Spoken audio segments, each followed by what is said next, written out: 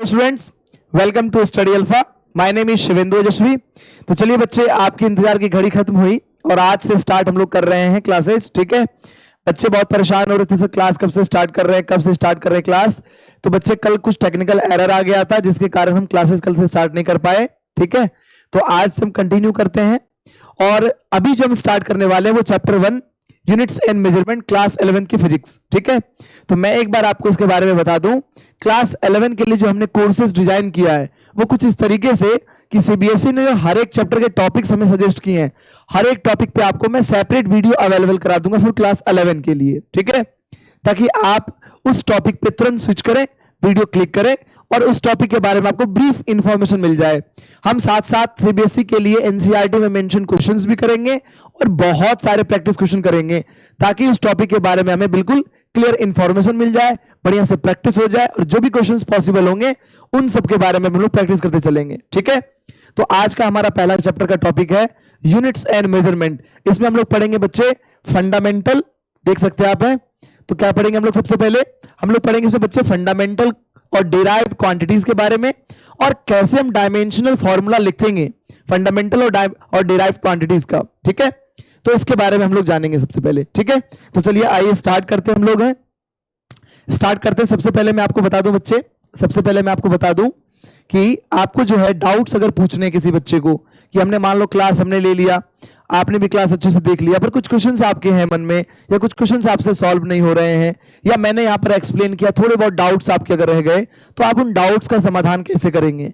क्योंकि अभी जो आपको वीडियो मिलेगा वो सभी वीडियो रिकॉर्डेड होंगे। ठीक है, तो इन डाउट्स के सॉल्यूशन के लिए हमारे टेलीग्राम चैनल को ज्वाइन कर लें आप और टेलीग्राम चैनल पर आप बच्चे कभी भी जब चाहे आप डाउट्स पूछिए। ठीक है, सारे टीचर अवेलेबल होंगे स्टडी अल्फा टीम के हर एक सब्जेक्ट के। तो आपको जो भी प्रॉब्लम्स होंगे, डाउट्स होंगे, उसका सॉल्यूशन हम तुरंत करवा देंगे। ठीक है, आपको तुरंत सॉल्यूशन मिल जाएगा। चलिए, तो आपको टेलीग्राम चैनल ये ज्वाइन कर लेना है बच्चे, टेलीग्राम चैनल ये ज्वाइन कर लेना है। आइए इसके बाद हम लोग स्टार्ट करते हैं सबसे पहले यूनिट्स एंड डायमेंशन से। तो हमें सबसे पहले इसमें समझना है बच्चे कि कितने टाइप की क्वांटिटीज होती हैं, टाइप्स ऑफ क्वांटिटीज कितनी होती हैं। ठीक है, तो टाइप्स ऑफ क्वांटिटीज हम लोग देखते हैं, दो टाइप की क्वांटिटीज होती हैं। कितने टाइप की क्वांटिटीज है बच्चे? दो टाइप की क्वांटिटीज होती हैं। First is called physical quantity and second non physical quantity. ठीक है, फिजिकल क्वांटिटी किसे कहते हैं? फिजिकल क्वांटिटी किसे कहते हैं? तो physical quantity that can be measured is called physical quantity, यानी जिसे हम मेजर कर सकते हैं, जिसे हम माप सकते हैं, which is called physical quantity. And those quantity which can not be measured, those quantity which cannot be measured is called non physical quantity. For example, physical quantity कौन कौन सी होगी जिसे हम मेजर कर सकेंगे? such as length, mass, velocity, temperature, area, volume and density etc.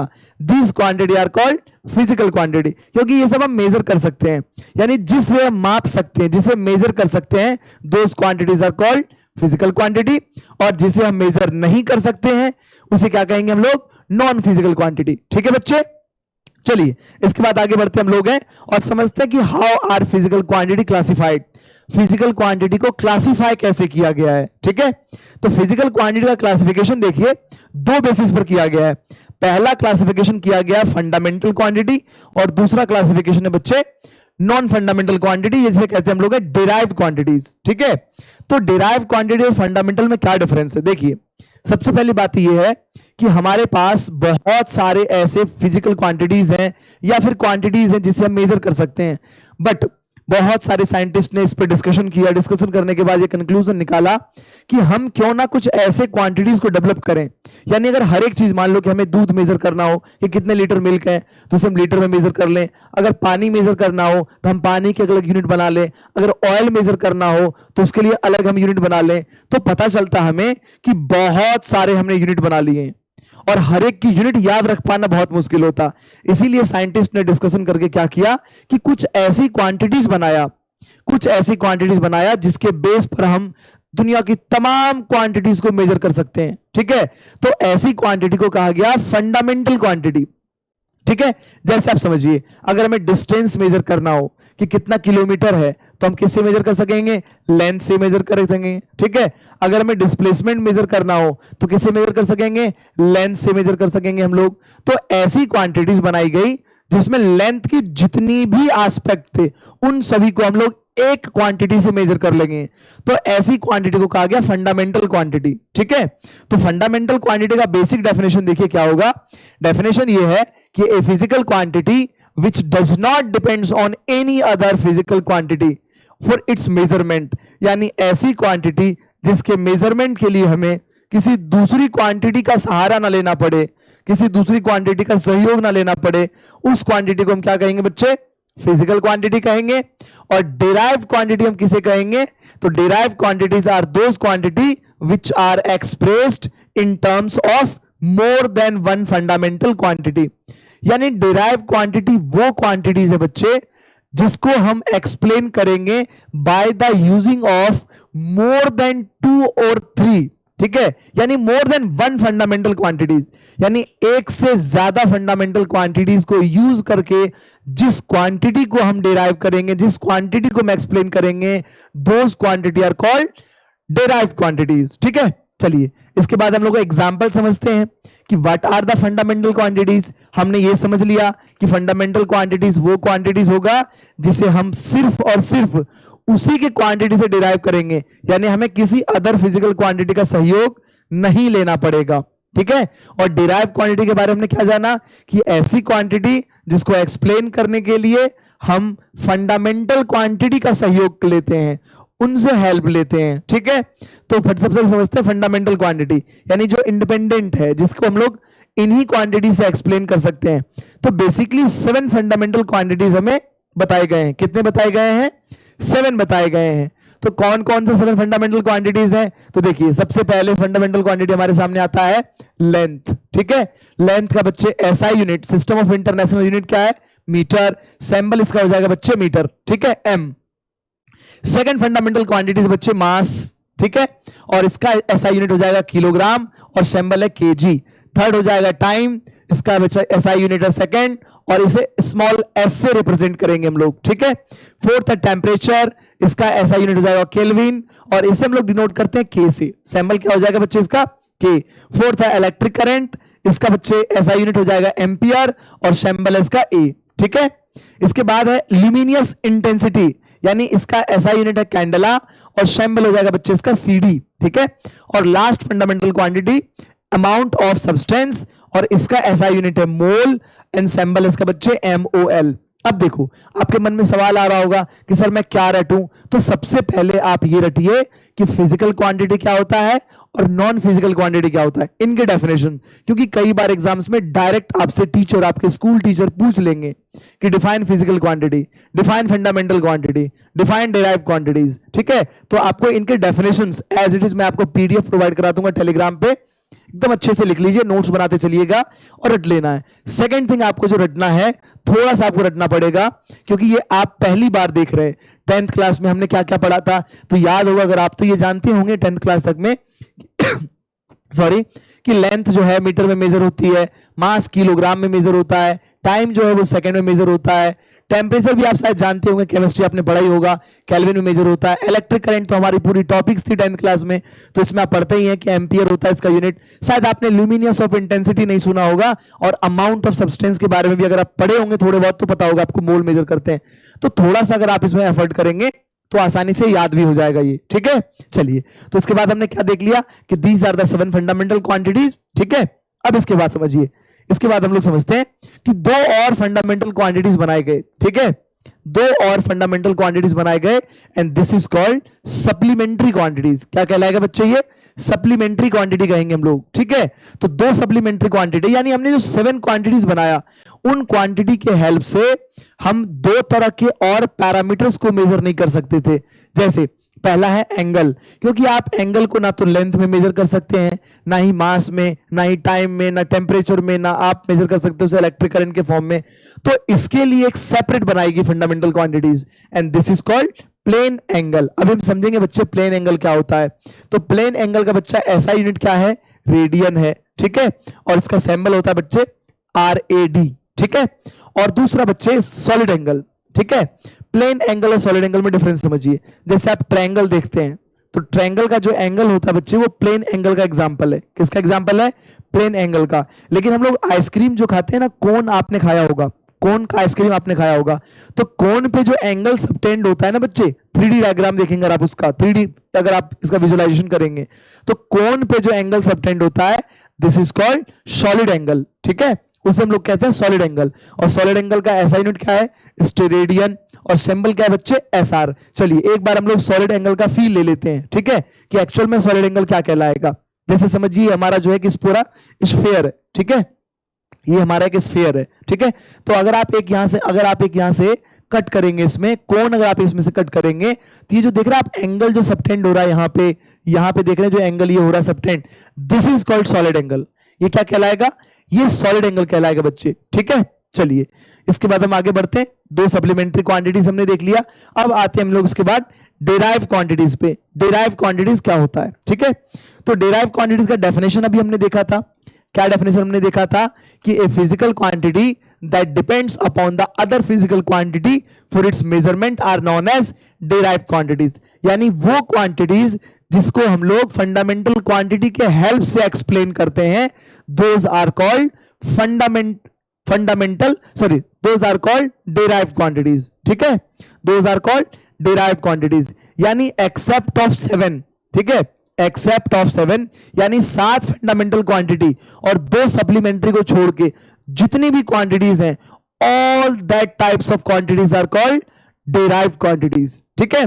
2 supplementary और 7 fundamental quantity को छोड़ के जितनी भी क्वांटिटी हम पढ़ेंगे फिजिक्स में, these all types of quantities are called derive quantities, ठीक है। जैसे एग्जांपल के तौर पे समझिए, force, pressure, momentum, resistance, power, charge, ये सब क्या है, ये सभी क्वांटिटीज बच्चे कहलाएंगे क्या, डेराइव क्वांटिटीज। और इनको हम डेराइव करेंगे with the help of using fundamental quantities, ठीक है। तो हम लोग फंडामेंटल क्वांटिटी को यूज करके डेराइव क्वांटिटीज बनाएंगे। तो आज हम लोग इसको सीखेंगे अभी जस्ट हम लोग चलिए इसके बात करते हैं, ठीक है। तो अब बात आती है डेराइव क्वांटिटीज की, ठीक है। चलिए देखते हैं हम लोग डेराइव क्वांटिटीज को। तो जैसे आपने पढ़ा होगा वेलोसिटी आपने पढ़ा होगा, वेलोसिटी का बच्चे ऐसा यूनिट क्या हो जाएगा, मीटर पर सेकेंड, क्या हो जाएगा, मीटर पर सेकेंड। अब हमने वेलोसिटी तो कोई फंडामेंटल क्वांटिटी हमने बनाया नहीं, वेलोसिटी तो हमने फंडामेंटल क्वांटिटी नहीं बनाया, क्योंकि फंडामेंटल हमने क्या क्या बनाया था, हमने बनाया लेंथ, हमने बनाया मास, हमने बनाया टाइम, हमने बनाया टेम्परेचर, हमने बनाया electric current, amount of substance, luminous intensity, but हमने वेलोसिटी तो फंडामेंटल बनाया ही नहीं। बट हमने क्या देखा कि velocity is the rate of change of displacement. Velocity को हम डिफाइन कैसे करते हैं, rate of change of displacement. तो किसी पार्टिकल का अगर पोजीशन चेंज हो रहा हो with respect of time, that means कि particle is in velocity, particle motion कर रही है। तो जब वेलोसिटी को हम डिफाइन कर सकते हैं डिस्प्लेसमेंट अपॉन टाइम, तो डिस्प्लेसमेंट को हम किस में मेजर करेंगे बच्चे, displacement is called length. Displacement क्या कहलाएगा, लेंथ ही तो है, ठीक है। और टाइम तो आप जानते ही फंडामेंटल क्वांटिटी है। तो हमने डिस्प्लेसमेंट और टाइम इन दोनों के हेल्प से वेलोसिटी को डिराइव कर दिया, ठीक है। तो अभी मैंने डेफिनेशन पढ़ा था ना, डिराइव क्वांटिटी उसे कहते हैं हम लोग हैं जिस क्वांटिटी को एक्सप्लेन करने के लिए हम वन और मोर देन वन फंडामेंटल क्वांटिटीज को यूज करते हैं, ठीक है। तो यहां पर हमने क्या किया, लेंथ एंड टाइम को यूज करके वेलोसिटी को हमने डिफाइन कर दिया, ठीक है। चलिए सेकंड आते हैं acceleration. Acceleration is the rate of change of velocity, यानी velocity upon time is called acceleration. और वेलोसिटी एक डिराइव क्वांटिटीज है, इसे हमने टाइम से डिवाइड किया, और एक्सेलरेशन एक नई फिजिकल क्वांटिटी हमें मिल गई, एक नई फंडामेंटल डिराइव क्वांटिटी हमें मिल गई, जिसे हम लोग एक्सप्लेन करेंगे वेलोसिटी अपॉन टाइम से। तो इस तरीके से हम बहुत सारी क्वांटिटीज को बना सकते हैं, ठीक है। और आप देखेंगे फिजिक्स में कंटिन्यू क्लास अगर आप लेंगे और आपने पढ़ा भी होगा, अगर 11th में कुछ चैप्टर्स आप पढ़ चुके होंगे, अगर सिलेबस आपके आगे बढ़ चुकी होगी, तो आपने देखा होगा कि बहुत सारे क्वांटिटीज हम देखने को मिल रहे हैं फिजिक्स में। और वो सभी quantities except of these 7 fundamental quantities, those quantities are derived quantities, and these quantities are derived with using of fundamental quantities, more than one fundamental quantities। तो जब हम फंडामेंटल क्वांटिटी को यूज करके किसी अदर क्वांटिटी को explain करते हैं तो वो डिराइव क्वांटिटीज कहलाती है। जैसे कि देखिए तीसरा, work is called force into displacement. तो force is a derive quantities and displacement is a fundamental quantities. ठीक है, तो फोर्स को फर्दर हम कैसे डिफाइन कर सकते हैं भाई, mass into acceleration is called force. तो mass is a fundamental quantity. तो इस तरीके से बच्चे अगर ब्रेक डाउन करेंगे हम लोग तो हम ये देखेंगे कि वर्क को एक्सप्लेन करने के लिए, वर्क एक फिजिकल क्वांटिटी है, वर्क एक डेराइव क्वांटिटीज है, तो वर्क को एक्सप्लेन करने के लिए हमने फंडामेंटल क्वांटिटी का हेल्प लिया है। ठीक है, चलिए आई होप कि क्लियर हो गया होगा ये। Next pressure, pressure is defined as force upon area. तो फोर्स अपॉन एरिया भी क्या है, फोर्स को फर्दर ब्रेक डाउन करेंगे, mass into acceleration, acceleration velocity upon time, और वेलोसिटी अपॉन टाइम डिफाइन हो जाएगा displacement upon time into time. तो इस तरीके से अगर आप ब्रेक डाउन करेंगे तो फोर्स भी डिफाइन किया गया है फंडामेंटल क्वांटिटी को यूज करके, उनके हेल्प से ही। ठीक है, तो जब हम किसी क्वांटिटी को डिराइव करते हैं with the help of using fundamental quantities, those quantities are called derive quantities. ठीक है, चलिए इसके बाद हम आगे बढ़ते हैं बच्चे। इसके बाद आगे बढ़ते हम लोग हैं, what are the units of system of units. SI unit की बात होती है। आप पूरे फिजिक्स में हर एक क्वांटिटीज का एसआई यूनिट लिखेंगे कि एसआई यूनिट क्या होती है, एसआई यूनिट क्या होती है। तो क्या एसआई यूनिट के अलावा भी कोई यूनिट है? तो सबसे पहले हम लोग इसे देखते हैं। जी हाँ, इसके अलावा भी जो यूनिट्स हैं, पहला यूनिट है सीजीएस सिस्टम। क्या है बच्चे? सीजीएस सिस्टम है। सीजीएस सिस्टम में क्या होता था, तीन ही क्वांटिटीज थी। पहला था बच्चे लेंथ, ठीक है, दूसरा था सेंटीमीटर, और पहला था लेंथ, दूसरा था मास, और तीसरा था टाइम। क्या था? Length, mass and time. Length को मेजर किया जाता है बच्चे सेंटीमीटर में, मास को मेजर करते थे ग्राम में, और टाइम को मेजर करते थे सेकंड में। ठीक है, तो सीजीएस सिस्टम में एल, एम और T, length, mass and time, इन तीन क्वांटिटीज को हम डिराइव करते थे, एक्सप्लेन करते थे। And length is explain in centimetre, mass is measured in gram and time is measured in second. ठीक है, दूसरा देखिए, दूसरी क्वांटिटी थी बच्चे एमकेएस यूनिट। क्या थी? MKS unit. एमकेएस में क्या है बच्चे? तो आप सबसे पहले देखिए, लेंथ को मेजर करते थे मीटर में, मास को मेजर करते थे किलोग्राम में, और टाइम को मेजर करने के लिए हम यूज करते थे सेकंड का। यानी देखिए यहां से मीटर का फर्स्ट लेटर एम, किलोग्राम का फर्स्ट लेटर के, और टाइम का फर्स्ट लेटर, सेकंड का फर्स्ट लेटर एस। तो इससे मिलके बनता था बच्चे ये एमकेएस सिस्टम। ठीक है, तो अलग अलग कंट्रीज में अलग अलग उनकी क्वांटिटीज यूज होती थी, यूनिट्स यूज होते थे। ठीक है, जैसे मान लीजिए एग्जांपल के तौर पे हम लोग आज इंडिया में अगर हम किसी चीज को मेजर करते हैं तो किलोग्राम में मेजर करते थे, बट ब्रिटेन में, यूके में उसी चीज को मेजर करने के लिए पौंड का यूज होता था। तो ग्लोबलाइजेशन के बाद जब इंटरकनेक्टिविटी बढ़ गई कंट्रीज के बीच में, तो जब ट्रेड होना स्टार्ट हुआ, डिफरेंट टाइप के हमारे जो है बिजनेसेस होने स्टार्ट हुए, तो यूनिट्स कन्वर्जन में बहुत प्रॉब्लम होने लगी। ठीक है, और पहली प्रॉब्लम ये होती थी कि हम अगर किसी चीज को यहां बता रहे हैं तो अपने यूनिट्स में बताते थे, तो इन बातों को किसी अदर कंट्रीज के अगर साइंटिफिक नॉलेज के लिए उसे यूज करना है तो उनको बहुत प्रॉब्लम होती थी, क्योंकि हर एक डेटा का वो अपने यूनिट्स में कन्वर्जन करते थे। इसीलिए ग्लोबली एक्सेप्टेड यूनिट बनाया गया, जिसे हमने कहा एसआई यूनिट। क्या कहा हमने? SI unit. एक तीसरी सिस्टम ऑफ यूनिट थी जिसे कहा गया एफपीएस। क्या कहा गया बच्चे? एफपीएस। यहां पर लेंथ को मेजर करते थे फुट में, मास को मेजर करते थे पाउंड में, और टाइम को मेजर करते थे सेकंड में। ठीक है, बट एमकेएस, सीजीएस और एफपीएस सिस्टम में प्रॉब्लम था, क्योंकि ये अलग अलग कंट्रीज में यूज होते थे। ग्लोबली एक्सेप्टेड यूनिट बनाने की बात हुई, और इससे निकल कर आया बच्चे हमारा SI unit, system of international units, system of international units. और इसके द्वारा 7 फंडामेंटल क्वांटिटीज बताए गए। कितने बताए गए बच्चे? 7 fundamental quantities. And these 7 fundamental quantities ये हमारे सामने है, इसे अभी हमने पढ़ा भी था। इनके हेल्प से हम लोग बहुत सारे डिराइव क्वांटिटीज बना सकते हैं। ठीक है, तो आई होप कि आपको ये समझ में आया होगा कि क्या होती है फिजिकल क्वांटिटी, क्या होती है डिराइव क्वांटिटीज, एसआई यूनिट क्या है, एमकेएस सिस्टम क्या है, एफपीएस क्या है, सीजीएस क्या है। ठीक है, अब चलते इसके बाद हम लोग हैं डायमेंशनल एनालिसिस की तरफ। ठीक है, कि कैसे हम डायमेंशनल फॉर्मूला लिख सकते हैं। ये बहुत ही इंपॉर्टेंट क्वेश्चंस हैं, और आप देखेंगे कि बच्चे अक्सर इसमें प्रॉब्लम में होते हैं, कंफ्यूज हो जाते हैं। और नीट में तो समझिए आप एक क्वेश्चन एवरी ईयर फिक्स्ड है।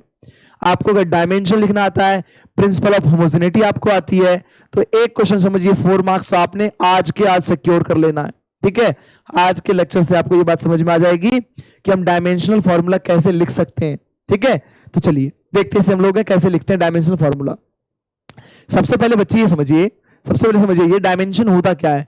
Power to which fundamental quantity must be raised in order to be obtain the units of the given quantity. यानी power to which fundamental quantity, fundamental quantity का वो power जिसके जरिए हम लोग units को explain करते हैं। ठीक है, अब देखिए डायमेंशनल फॉर्मूला को लिखने के लिए हम क्या करते हैं, एम एल और टी, मोस्ट ऑफ टाइम हम एम एल टी का ही यूज करते हैं। ठीक है, इसे एम एल टी के फॉर्म में लिखा जाता है। हाँ, आप चाहें तो उल्टा सीधा लिख सकते हैं इसे, बट जो स्टैंडर्ड फॉर्म है, जिस तरीके से आपको लिखना ज्यादा बेहतर होगा, वो है एम एल और टी के फॉर्म में। ठीक है, एम एल टी के फॉर्म में। तो अभी एक बार हम लोग देख लेंगे कुछ चीजों का क्वांटिटीज। ठीक है, देखिए मैं एक बार फिर से आपको बता दूं, चलिए देखिए रिप्रेजेंटेशन कैसे करेंगे हम लोग। तो रिप्रेजेंटेशन करने का तरीका बच्चे ये हमारे पास, जैसे आप देखिए लेंथ है, तो लेंथ को आप किस में मेजर करेंगे, लेंथ को मेजर करेंगे आप मीटर में। किसे मेजर करेंगे, मीटर में। तो मीटर का जो रिप्रेजेंटेशन होगा डायमेंशनल फॉर्मूला के लिए वो होगा एल से। किससे रिप्रेजेंटेशन होगा, एल से रिप्रेजेंटेशन होगा। उसी तरह से जब मास को आप लिखेंगे, तो मास को आप जानते हैं किलोग्राम में सर इसको मेजर किया जाएगा। Kilogram is the SI unit of mass, but representation जो होगा डायमेंशन के लिए वो होगा एम से। किससे रिप्रेजेंट करेंगे, एम से रिप्रेजेंट करेंगे। ठीक है, उसी तरह से टाइम, टाइम के लिए आपने क्या पढ़ा था, टाइम के लिए आपने पढ़ा था एसआई यूनिट एस सेकंड, लेकिन रिप्रेजेंटेशन डायमेंशनल फॉर्मूला के लिए टी होगा बच्चे। क्या होगा, टी।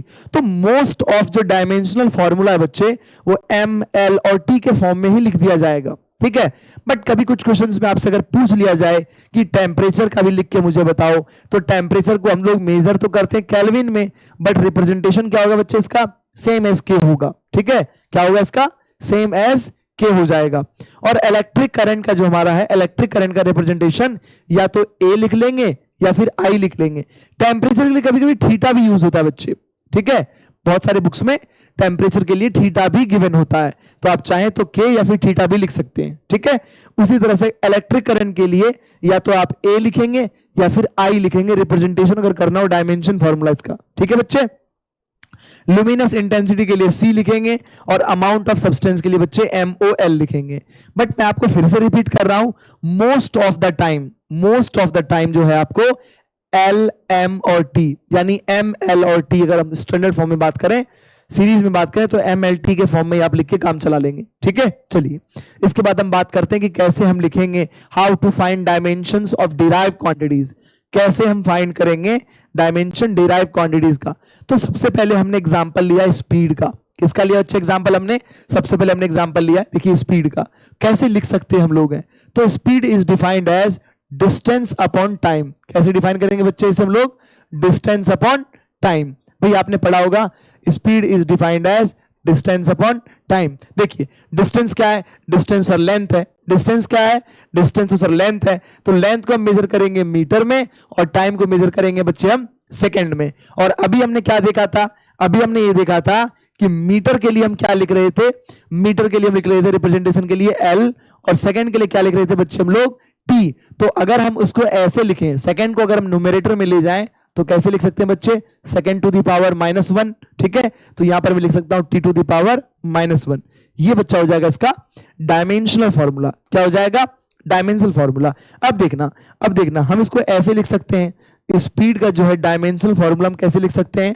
तो जी m तो है नहीं, क्योंकि इसमें किलोग्राम का तो कोई यूज नहीं हुआ है, क्योंकि स्पीड के फॉर्मूले में मास तो आता नहीं है। तो हम इसको ऐसे लिखेंगे, अगर MLT के फॉर्म में लिखें तो m to the power 0, L to the power 1 and T to the power -1। ठीक है, इस तरीके से हम लोग लिखेंगे। और देखिए यहां पर स्टेप देखिए, सबसे पहले आपको क्या करना है, सबसे पहले आपको फॉर्मूले का सबसे पहले आपको पता करना है क्या, कि कैसे इसको हम एक्सप्लेन कर सकते हैं फंडामेंटल क्वांटिटी को यूज करके। ठीक है, तो हम लोग डिस्टेंस अपॉन टाइम कर लिए। डिस्टेंस को हमने किस में मेजर किया, मीटर में। टाइम को हमने मेजर किया सेकंड में। अब हमने यहां से क्या किया, मीटर का हमने लिखा और सेकंड का हमने लिखा यहां से डायमेंशनल फॉर्मूला। ठीक है, और उसके बाद इसको हमने सम अप करके यहां पे लिख दिया स्पीड का डायमेंशनल फॉर्मूला। ठीक है, तो ये 3 स्टेप में आप इसको सॉल्व कर सकते हैं इस तरीके से। चलिए नेक्स्ट हम बात करते हैं टेम्परेचर ग्रेडियंट का। तो टेम्परेचर ग्रेडियंट क्या होता है बच्चे, टेम्परेचर अपॉन डिस्टेंस। तो टेम्परेचर के लिए आप क्या लिखेंगे बच्चे, यहां से देखिए टेम्परेचर की हम लिखेंगे केल्विन। क्या लिखेंगे, टेम्परेचर केल्विन। और डिस्टेंस के लिए लिखेंगे बच्चे हम लोग मीटर। क्या लिखेंगे, मीटर। ध्यान दीजिएगा, तो केल्विन के लिए तो हम लोग रिप्रेजेंट कर देते हैं के से ही, अभी मैंने बताया था आपको केल्विन का जो रिप्रेजेंटेशन है डायमेंशनल फॉर्मूला के लिए वो क्या है के, और मीटर के लिए है एल, तो एल टू दी पावर -1। ठीक है, अगर मैं इसको एम एल टी के फॉर्म में एक्सप्लेन करूं तो कैसे लिख सकता हूं इसको मैं, M to the power 0, L to the power 0, T to the power -1 and into K. ठीक है, इस तरीके से आप इसे लिख सकते हैं। अब आपके मन में सवाल आ रहा होगा, सर क्या एम एल टी के फॉर्म में लिखना ही जरूरी है? हाँ, इस तरीके से ही लिखा जाता है। आप चाहें तो सिर्फ ये भी लिख सकते हैं k into L to the power -1, गलत नहीं होगा, बट अगर आप इसको एम एल टी के फॉर्म में लिखें तो ये ज्यादा बेटर है। ठीक है, क्योंकि हमने m to the power 0 show कर दिया है, और आप जानते हैं कि 0 अगर किसी का पावर है तो उसकी वैल्यू 1 हो जाएगी। ठीक है, तो फिर भी इसकी वैल्यू कितनी है, k into L to the power -1 के इक्वल ही है। ठीक है बच्चे, चलिए नेक्स्ट इसके बाद हम पता करते हैं तो डायमेंशन ऑफ एरिया क्या होगा। भाई एरिया का डायमेंशन कैसे लिखेंगे, तो एरिया अगर मान लो हमें गिवन है, मान लो कि हमें यहां पर एक रेक्टेंगल दिया हुआ है, ठीक है, तो कैसे लिखेंगे आप, तो भाई एरिया अगर हमें पता करना है तो एरिया क्या लिखेंगे, एल इंटू बी, और भाई लेंथ हो या ब्रेथ हो दोनों मेजर किस में होगा, मीटर में ही तो मेजर होगा, यानी एरिया का जो यूनिट बनता है बच्चे क्या बनता है, मीटर स्क्वायर। और मीटर स्क्वायर के लिए आप क्या लिख सकते हैं, तो मीटर को हम लोग रिप्रेजेंट करते हैं एल से, तो एल स्क्वायर हो जाएगा बच्चे।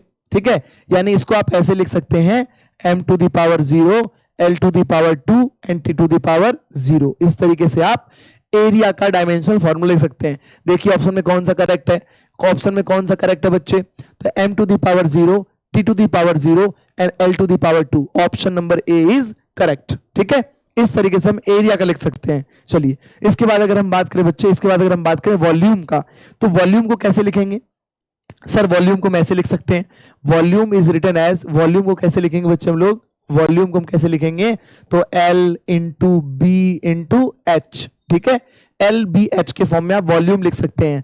तो भाई लेंथ को मेजर करेंगे मीटर में, ब्रेथ भी मेजर करेंगे मीटर में, और हाइट भी मेजर होगा मीटर में, यानी इसका वॉल्यूम का जो एसआई यूनिट बनता है बच्चे वो हो जाएगा मीटर क्यूब। और इसको आप लिख सकते हैं एमएलटी के फॉर्म में m टू दी पावर 0, क्योंकि ये मीटर है बच्चे, ध्यान रखना m रिप्रेजेंट करता है किलोग्राम को, मास को, और मीटर को रिप्रेजेंट करने के लिए हम लोग l यूज करते हैं, तो l to the power 3 and t to the power 0। ठीक है, इस तरीके से आप वॉल्यूम का डायमेंशनल फॉर्मूला लिख सकते हैं।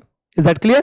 चलिए आई होप कि सभी बच्चे एंजॉय कर रहे हैं, बहुत अच्छे से समझ में आ रहा है। चलिए इसके बाद हम लोग करते हैं नेक्स्ट हम लोग करते हैं डेंसिटी का लिखते हैं बच्चे।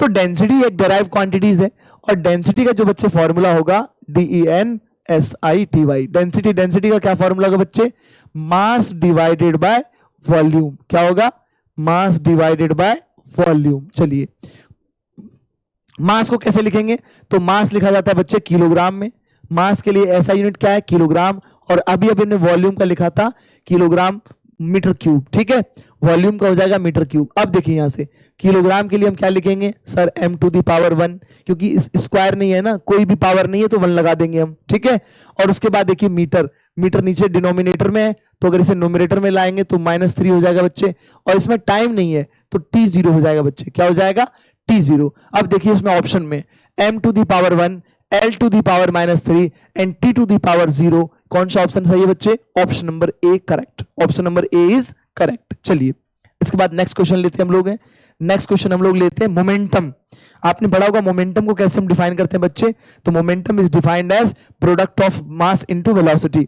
तो मोमेंटम को हम लोग p से डिनोट करते हैं, तो मोमेंटम को हम लोग डिफाइन करते हैं मास इनटू वेलोसिटी, और मास को हम लोग लिखेंगे ऐसा यूनिट क्या हो जाएगा किलोग्राम, और वेलोसिटी है बच्चे ध्यान रखना ये क्या है, ये है वेलोसिटी है ये, कई बच्चे इसको वॉल्यूम ना पढ़ लें। ठीक है, तो वेलोसिटी मैंने लिख दिया। चलो वेलोसिटी को हम लोग ऐसा यूनिट होता है बच्चे मीटर पर सेकेंड। अब यहां से मैं इसका डायमेंशनल फॉर्मूला अगर लिखना चाहूं तो किलोग्राम के लिए हम लोग लिखेंगे m to the power 1, metre के लिए लिखेंगे l टू दी पावर 1, और टाइम के लिए लिखेंगे बच्चे t टू दी पावर -1, क्योंकि टाइम सेकंड बच्चे डिनोमिनेटर में था इसलिए हम न्यूमरेटर में ले जाएंगे तो टू दी पावर -1 हो जाएगा। अब देखिए ऑप्शन में m to the power 1, l to the power 1 and t to the power -1, option number D is correct. कौन सा ऑप्शन करेक्ट है, डी ऑप्शन इज करेक्ट। चलिए नेक्स्ट हम लोग आते हैं मोमेंटम का। देखिए इस तरीके से हमने लिखा मास इनटू वेलोसिटी, और उसके बाद हमने लिखा क्या है हमारे पास answer, m to the power 1, l to the power 1, t to the power -1। चलिए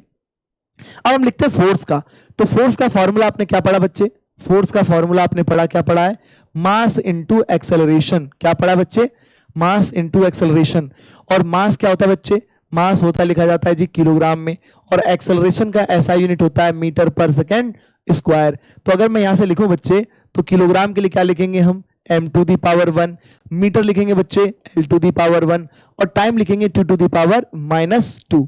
यानी m to the power 1, l to the power 1 और t to the power -2 is the correct option. तो चूज करेंगे अगर ऑप्शन में, तो देखेंगे D option is correct option. ठीक है, तो इस तरीके से बच्चे हम लोग डायमेंशनल फॉर्मूला लिख सकते हैं। ठीक है बच्चे, इस तरीके से आप डायमेंशनल फॉर्मूला लिख सकते हैं। तो आई होप कि आपको समझ में आया होगा कैसे डायमेंशनल फॉर्मूला लिखना है।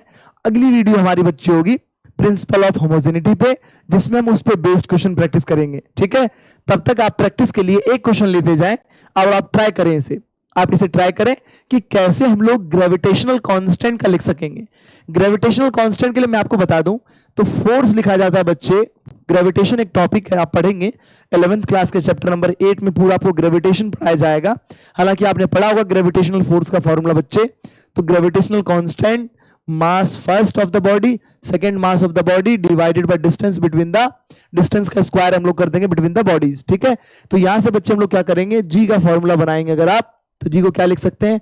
Force into distance square divided by m1 into m2। ठीक है, अब यहां से आपको क्या करना है, फोर्स का आपको यूनिट लिखना है, डिस्टेंस का स्क्वायर कर देना है बच्चे, m1 और m2 कर देना है। ठीक है, और यहां से आप मुझे जल्दी से कमेंट करके बताइएगा, टेलीग्राम पे आप मैसेज करके मुझे बताइए कि ग्रेविटेशनल कांस्टेंट का डायमेंशनल फॉर्मूला क्या होगा। ठीक है, कौन सा ऑप्शन करेक्ट है।